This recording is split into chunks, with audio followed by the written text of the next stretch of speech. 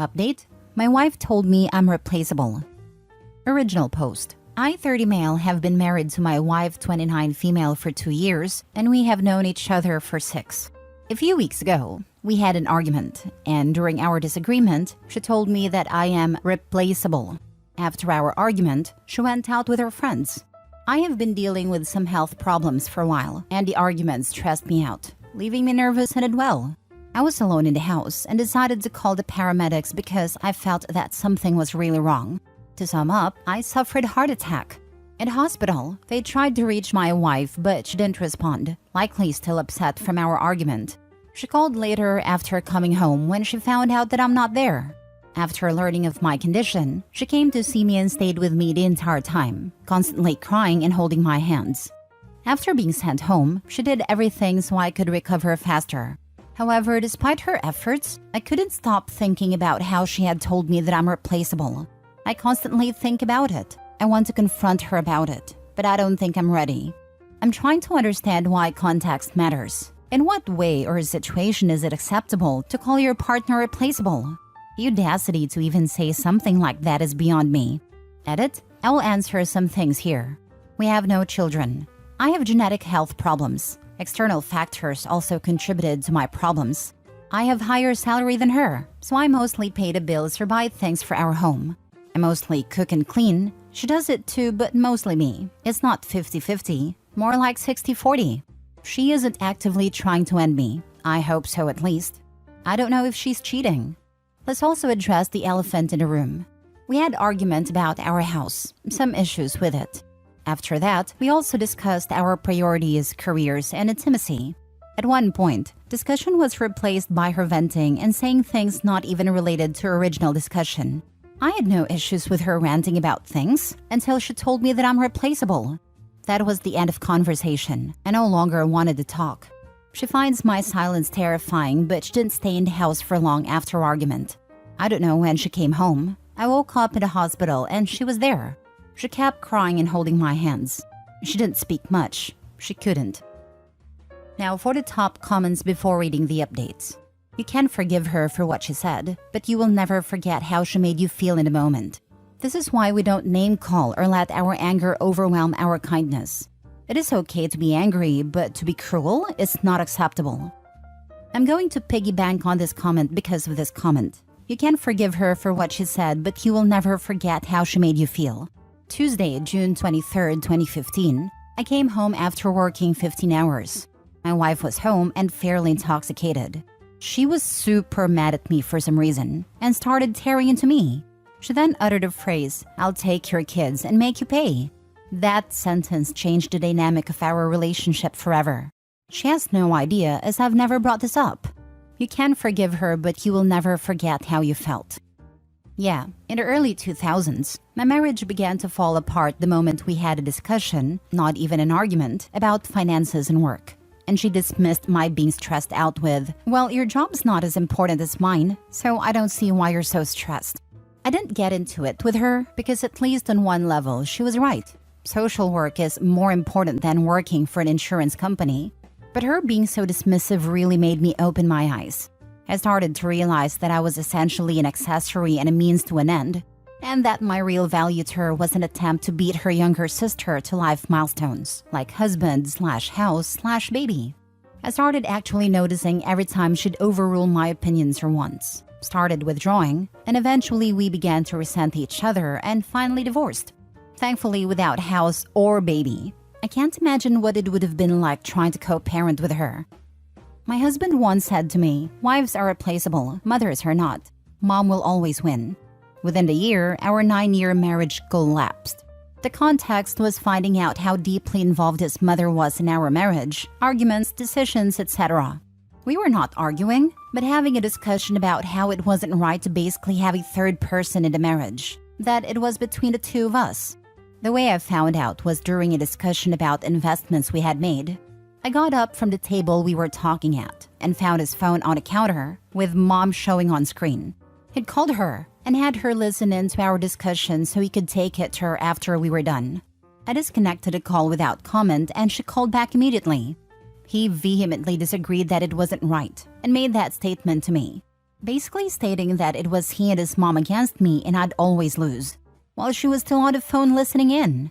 It was like a gut punch. It opened my eyes to a lot of little things that eventually led to filing for divorce. He was stunned. His mom called me immediately and said, "You can't do that." Well, yes, I can, and did. As a petty move, I served his mother the divorce papers at the same time, so she could be involved in the divorce. Lol. $50 well spent in my opinion. She came to our hearing and was so vocal about what she thought was right or wrong that the judge ordered her out of the courtroom. Lol.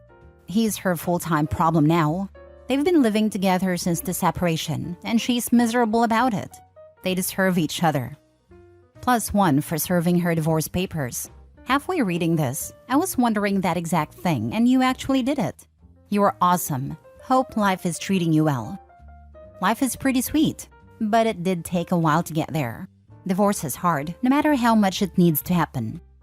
I grew up in a Chinese household. My mother and brother are always together.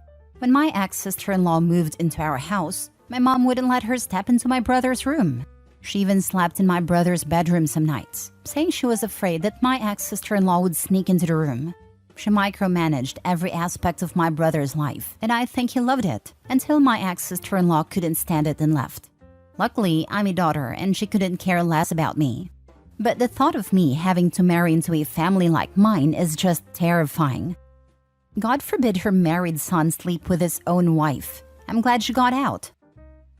Mini update. On a side note, some people in this comment section have some issues themselves. Like some of the comments are just wild, horrifying. I've decided to separate for a month. We will go to a counselor and speak maybe 1 to 2 times a week. If she cares about me, she will accept it and do everything she can to improve our relationship and marriage. If she starts playing around, going out on dates, or if I suspect her of cheating, I will end it. There won't be any forgiveness or second chances. I will make an update post sometime in the future. So many of you reached out and offered support and advice. I think the least I can do is provide you with the update. Thank you all very much. Now for the full update. As promised, here's an update in my situation. I won't go into much detail, just the most important things. Physically, I'm doing great. I've started working out again, although at a slower pace than before. With time, it will get better. Separation really helped me a lot. Firstly, I might sound selfish, but I only worried about myself, so I did everything for myself. At first, it was a different feeling. I felt alone for the first time in a really long time, and I needed a few days to get used to it. After I got used to it, it was actually quite nice. I got to do whatever I wanted whenever I wanted. I bought myself a lot of things, redecorated a bit, changed some old things. And honestly, I liked it. There was no stress, no arguments, no problems. It was peaceful and quiet. I also got myself a cat, and the two of us got along really well. I spoke to my wife on a weekly basis. We also went to a counselor, which really changed a lot of things. Whenever we went there, I laid all cards on the table. I was really honest, maybe too honest, and I said a lot of things that had accumulated over time. Every annoyance, issue, pretty much everything I thought could be way better. My wife took the separation really hard. It was really bad. For the first few days, she was fine, or she pretended to be, but as time progressed, it was clear she wasn't doing well. What I did was whenever we went to a counselor, I focused only in trying to figure out my marriage and issues with it. But as soon as I left the counselor, I checked out. Like a switch. I didn't want to bring any of it home and disturb my peace. My wife also started individual therapy for her own mental health and issues that have been present for some time. I asked her if she cheated on me, and honestly, I expected some outburst of rage or yelling. But there wasn't any of it. She was really sweet and told me no, and that she understands why I might think that, and she offered her phone and her social media accounts for me to check. For some reason, I decided to be a prick, and I told her that maybe she deleted and covered her tracks. She has no proof of anything. Again, no yelling or anything, just a really sad look in her eyes. I realized that I went too far, and I apologized. Time passed, and I decided to let it go. So I told her that I forgive her and that I will give her another chance. Honestly, I wanted some form of revenge, but while revenge might be sweet, everything after it is bitter. I also told her that I won't forget her words. Anyway, she came back to my house and everything changed. No longer am I doing most of this stuff. She now works just as hard, maybe even more than me, and she doesn't allow me to do certain things, much to my annoyance. We will continue going to a counselor for a little bit longer, and she's still going to her individual therapy. While I liked being alone, I truly missed her. I missed her hair, her smile, her eyes, and now I find myself looking at her and paying attention to everything she does. I guess separation made us appreciate each other way more than before. Maybe we took each other for granted, and we didn't value each other until we split. I think we fell in love again. I can't describe it, but each hug, each touch feels different, like it radiates with sincerity and love. As for the future, I'm planning a trip in secret as a surprise, so we can go out of town for a few days, just the two of us. Time alone really helped me relax and not worry about unimportant things. I focused on myself and what I want my marriage to be and my life. So now I'm going to work towards that. We really learned to communicate much better than before. We became much more open towards each other, more vulnerable. I think it will help us going forward. I guess after all, it turns out that I'm not so easily replaceable. Happy to hear you guys are able to work things out. It was a tough tunnel to go through, but the relationship seems to have gotten stronger on the other side, and that's awesome. It was a blessing in disguise. We are still working on it, and we will continue to do so. Things are way better than they used to be. There are still some differences and things we need to work on, or at least find a middle ground, which will probably be resolved in future counseling sessions. I just hope she realizes how close she came to losing you multiple times in a very short time. I hope she understands this could have had a much worse ending. Good on you for being willing to put in the work and growing yourself. Best wishes going forward. Sounds like you're happier single. I'm not really clear why you went back to your wife. At any rate, good luck. Wish you the best. Indeed, I was, for a time, that I felt something was missing.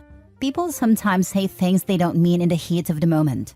She did it too. I think it was fair to both of us. Some time apart from each other really helped us figure out what each of us wants and what we mean to each other. Life is better when you get to share it with somebody. Last story. Am I the a-hole for my reaction after finding out my ex cheated on me? So I have been with my ex Lara for 6 years, and we were living together since 3. Our relationship was amazing, at least in my point of view. We were deeply in love, romantic to each other, had arguments even heated, but we always solved everything by talking to each other. So for real, no problems until 2 weeks ago. Recently, I noticed a few things that were off. Like Lara being overprotective with her phone, going in another room while talking with people. But since it all started 4 months ago, I didn't pay too much attention because she always said that she was preparing a surprise for a best friend, so I didn't insist. Long story short, I caught her cheating at my house 2 weeks ago while I came back from work because I forgot my phone. My reaction wasn't being mad, screaming, shouting, or any of these things, but I just told the guy to put some clothes on and leave, and to Lara that we were over and wanted to break up immediately. I said all of this calmly without raising my voice or screaming. Lara was the one screaming, crying, and begging me to forgive her, but I just kept saying to pack her stuff and leave my house. So after 2 hours of this pathetic show, she left. That day I went to work, later obviously, but it wasn't the worst day of my life. It was just a bad day like others. 2 days ago, I went on a date with another girl and I hope to a second date. We are planning, so hopes are very high, haha. My friends and family told me that my reaction was strange because they expected more from me. Because I just moved on fast from Lara's cheating like I didn't care at all about her, stating my calm and cold reaction. I have a very particular point of view on cheaters, and maybe that's why. In my particular case, the screaming, shouting, crying, getting angry, and mad to me weren't useful at all. Because they don't bring me anything of good, nor will they relieve my pain and suffering, so I do something that doesn't bring me anything of good. I mean, she cheated by her choice. We broke up and that's all. Why should I cry, get mad, or angry because Lara cheated on me? She's just a loser and took the consequences of her actions. And to me, that's all. Obviously, in these 2 weeks, Lara's talked to me on social media and texted me and called me like 100 times, but I don't care. I never blocked her and probably would never do because like I said, it didn't bring me anything of good or bad. I'm just indifferent to it. And a bit because I like to see people humiliating themselves. Lol. So all of this being said, am I the a-hole? Not the a-hole. The opposite of love isn't hate. It's indifference. You're handling it like a man's man. The way you reacted probably hurt her more than anything else. Not the a-hole, but I wouldn't assume that you really cared about the relationship if it hasn't really affected you. You caught your girlfriend with another man in your house and went to work like nothing happened. You could absolutely get mad and cry because you loved this person that you put trust in and spent years with and were betrayed. That would bring out rage and ugly cries in most, if not all, people. And yes, crying and getting your feelings out can absolutely help you feel better. Not sure how to explain this, but all of that is the reaction those pathetic people who cheat are looking for. It's not all men, but a good segment of us just gets indifferent. The feeling we had, that fire and desire for you, got snuffed out the moment we figured it out. Call it cold or whatever, but some guys do just function this way. I had one ex when I was in my teens. It was the whole F you screaming match. Another ex, it was this. I just shrugged it off, told them to GTFO and never talked to them again. Did it suck? Sure. But I can't put the toothpaste back in the tube. I can only control me and my actions. Not the a-hole. You handled it like a mature adult. I don't understand why people make a big show of it and go off the deep end. There's always someone else out there. They may or may not treat you better, but it is certainly not the end of the world. Because people put a lot of work and planning into life with a partner, and this thing most humans have called emotions. I'm not sure what you are on about, but the practical application is that people struggle with made-up concepts like true love, fate, destiny, etc., and can't remove themselves from this and think objectively. And when someone cheats, all of that fantasy is quashed. The facade of love is gone. Move on. The most ridiculous thing is engaging in a physical battle with a man that is cheating with your girlfriend or wife. The man didn't have some magical power or aura that tricked someone into cheating. It was a decision by your partner to engage. They could have rebuffed the advances. Why lose sleep over someone like this? The future is brighter. People have a fear of the unknown. If you move to a new city, you will find a partner. You will find another in your own city if you break up. Everyone is capable of finding love anywhere, anytime. The next relationship could be better or it could be worse. People have to get over the irrational fear and quit allowing themselves to be trapped in bad relationships. It's easier to stay and ignore real issues because of the perception of failure, fear, and other internal issues. The biggest hurdle and complication is children. If that is not a factor, then you should explore relationships until you are as happy as you feel you need to be.